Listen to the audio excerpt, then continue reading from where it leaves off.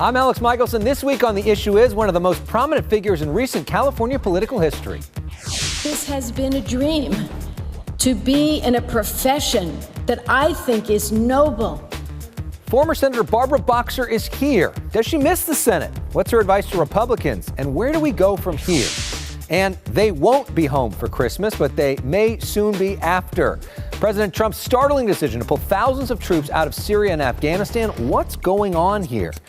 Our panel of pundits are political legends this week. Democratic strategist Bob Shrum and Republican strategist Mike Murphy. What's bringing the two of them together? The Issue Is starts right now.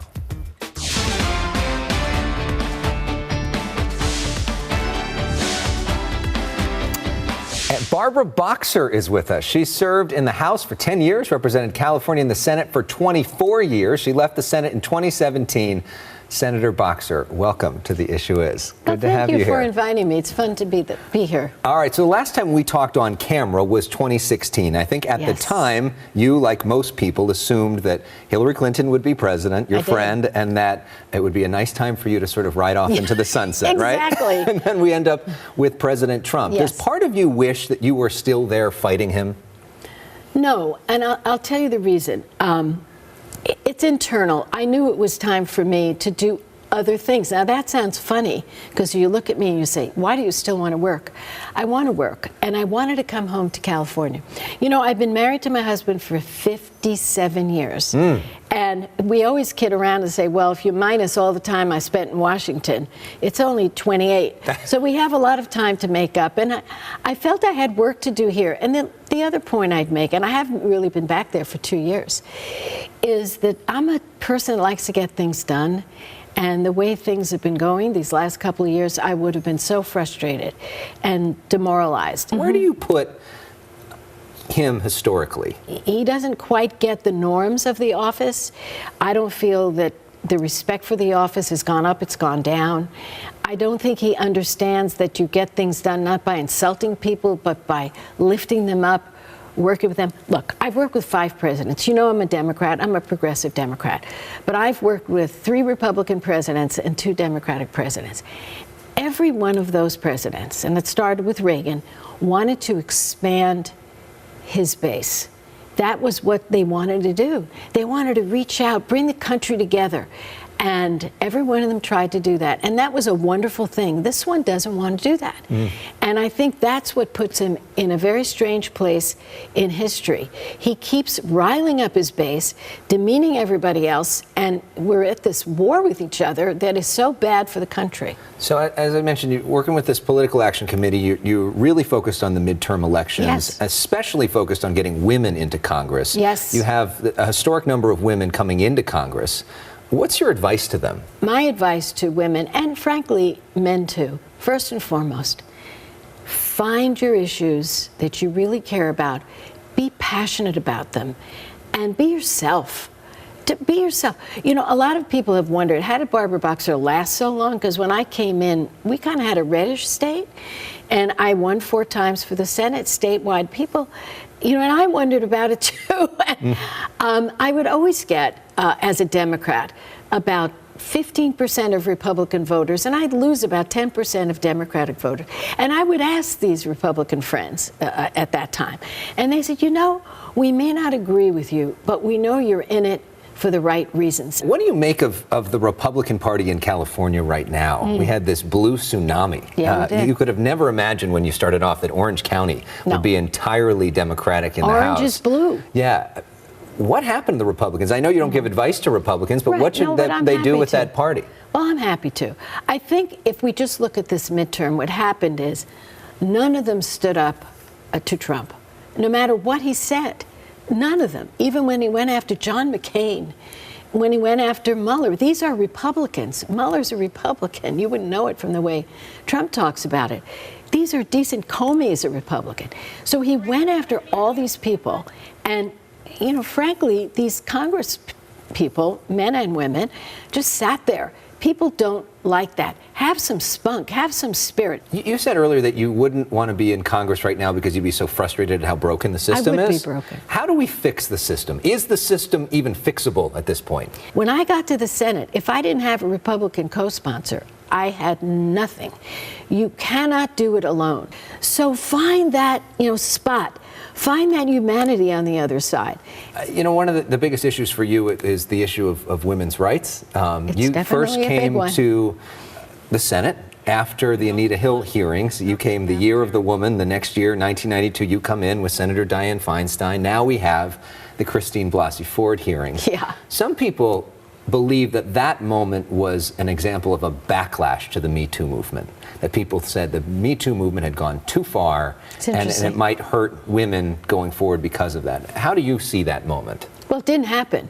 As a matter of fact, we have a record number of women coming in. So even though there was a lot of talk about how But Justice Kavanaugh is now on the court. Well, he's on the court, but the people don't support it. If you look at the polls, it was pretty much 60-40 against him getting on the court. There were some states where the Kavanaugh hearings hurt our Democrats. There were, but they were red states. But we also picked up Nevada and we picked up Arizona with 2 women in purple states. Do you want to have some fun? Whatever. I have fun talking politics. You know me. I have fun talking politics, too. Well, I want to do something called the name game. I know Beyonce's your girl, right? Oh, God, I don't know this. This is Destiny's Child. This is the old stuff. So we're going to talk about, if you could think of one word to describe some of these major figures in politics, okay? And I know you've had dealings with all of them. President Donald Trump. Impossible. President Barack Obama. Beautiful. Former Secretary of State Hillary Rodham Clinton. Qualified. Senate now Majority Leader Mitch McConnell. Difficult. Potentially future Speaker of the House Nancy Pelosi. Fantastic. Senator Dianne Feinstein. Wonderful. Senator Kamala Harris. Love her. Oh, that's 2 words. Go ahead. Okay, and you might say the same about this last one, Nicole Boxer, your daughter. Oh, off the charts wonderful. You work with her on a podcast. Tell us about that. Yes. Nicole came to me when I announced that I wasn't going to run. Of course, the family was part of the decision. And she said, Mom, she said to me, ought to do a podcast. I swear to God, I said, explain it. Shouldn't I just do a radio show? She said, Mom, let me explain what a podcast is. I said, well, you've got to do it with me because, my generation doesn't understand podcasts. Your generation does, and it would be fun to be able to show how we think differently. And she's also making a documentary about you, which is exciting as well. Yeah. All right. Well, this is the really fun part. This is called the name game, or personal issues. Sorry, this is personal issues. We've done the name game, and so this is 30 seconds. We're going to put up on the clock, and these are some rapid fire questions. 30 seconds for the whole thing? Yes. Okay. Oh my God. Favorite book? Sapiens. Best thing about being a California? The weather, the diversity. Favorite song? Ain't No Mountain High Enough. Favorite meal? Breakfast. Favorite Disneyland ride? Oh, what is the one that has the song Help Me Out? Da, da, da, da, da, It's a Small World After All. It's a Small World After All. Favorite type of wine? Red. Red, okay. I'm not good Very at that. nice. So, Ain't No Mountain High Enough. Why is that your favorite song? Well, because it speaks to me, when I was elected official, because I always said to my constituents, in other ways, there ain't no mountain high enough. What do you need? Yeah. I got to have help. I've got to get help with my veterans benefits. I got to have help with my Social Security. And in my head, it was, there ain't no mountain high enough. I could do it. Right. And it was, it became my theme song. Well, you ready to dance a little? Can you show off your moves? Do we have a little Ain't No Mountain High Enough? Of course. Well, coming up next, we're going to have Bob Shrum and Mike Murphy are here to talk, 2 political legends as well, about the past and the future. But first, a little more of Barbara Boxer showing off her best moves. That's about it. That's about it. Not good. You're smart to just my grandkids could do it better. Yeah, thank you so much for being here. I really enjoyed it. Great to see you. Thanks a lot. More. First, here's some holiday shout-outs from some of our panelists. Happy Hanukkah to my wife Claire and to my 2-year-old daughter Eliza, and thank you to President Trump. Because of him, I can say Merry Christmas again. I'm Heidi Hamilton, and I want to send a happy holiday shout out to all my friends, all my family members, and the Frosty, Heidi, and Frank Show family, as well as the Dish Nation family. Merry Christmas to my father, who turns 85 this December, which is pretty cool, right? 85. And also to my beautiful daughter, Sophia, who is just turning 13, and the greatest thing that's ever happened to me by far. And my wife, my beautiful wife, who's also one of the greatest things that ever happened to me. That sound authentic?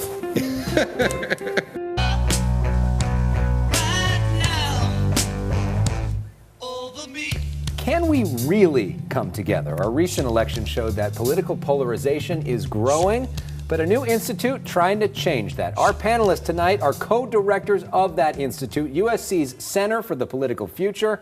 Bob Shrum is a legendary Democratic strategist. Here he is advising John Kerry. He's also worked with candidates including Ted Kennedy, Joe Biden, Al Gore, and John Glenn. Mike Murphy has worked on more than 20 Republican statewide campaigns, 6 presidential races.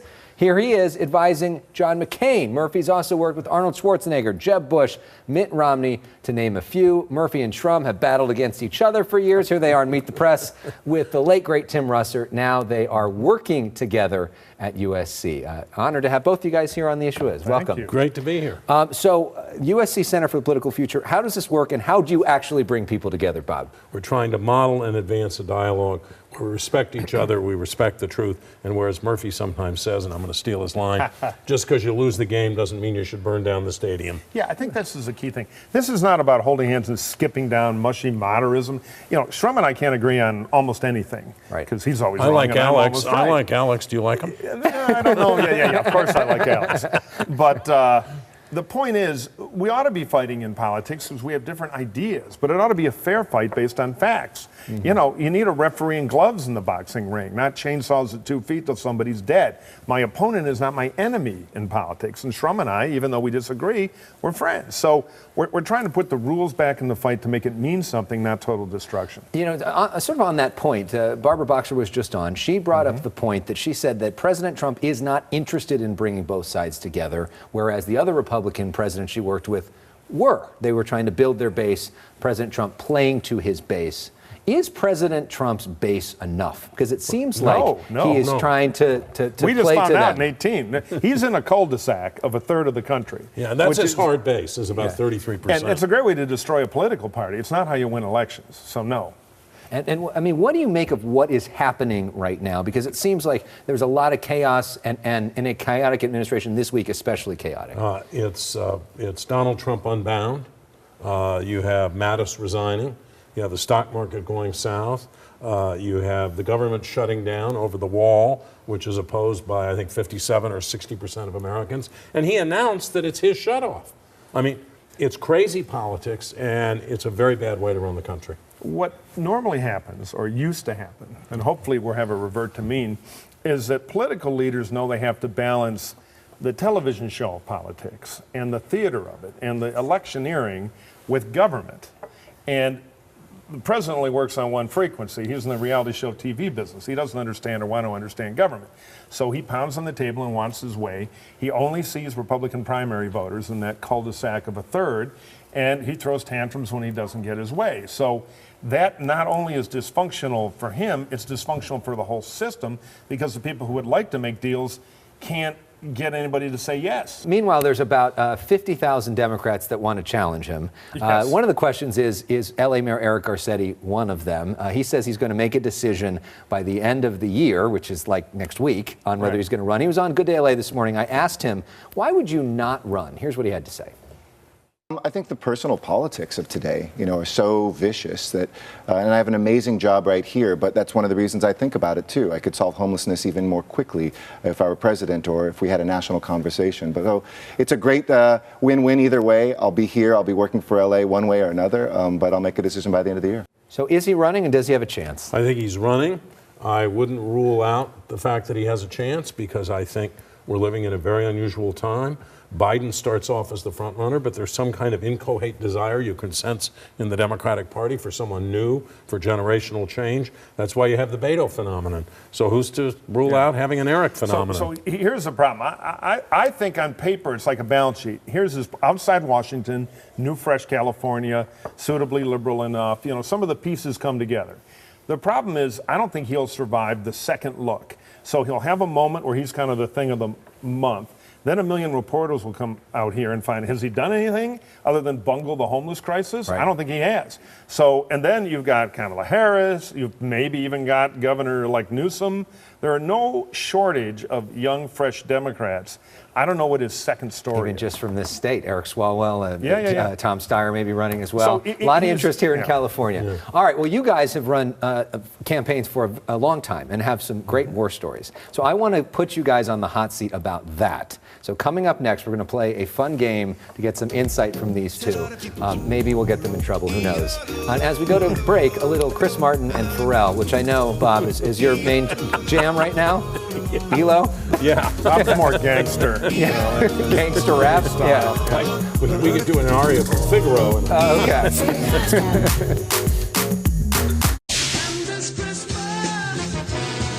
Well, this Christmas, there are so many spectacular light displays around Southern California, perhaps none more so than the Mission Inn in Riverside. That's really something worth checking out. Back with our panel, two political legends, Mike Murphy, Bob Shrum, both here. Over several decades in the business, both have worked with pretty much everyone in the political world. So we want to play a little game, put you on the hot seat, short answers here, okay?